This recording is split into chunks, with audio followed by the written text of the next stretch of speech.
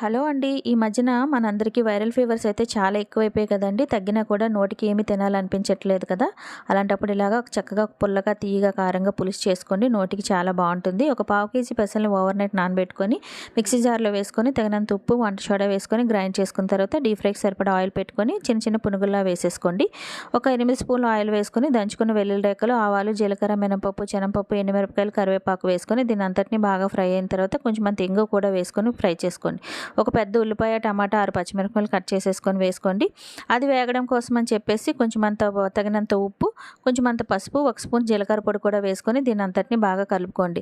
ఇది బాగా మగ్గిన తర్వాత 1 స్పూన్ కారం, తగినంత చింతపండు రసం, కొంచెం అంత బెల్లం ముక్క కూడా వేసుకొని పులుసుని ఆయిల్ పైకి వచ్చేంత వరకు మరిగించుకొని పునుగులు కూడా వేసేసుకొని 10 నిమిషాలు మీడియం ఫ్లేమ్లో ఉడికించుకుంటే నోటికి పుల్లగా, తీగ, కారంగా ఉండే టేస్టీ పులుసు అయితే రెడీ అయిపోయింది. నచ్చితే ట్రై చేయండి.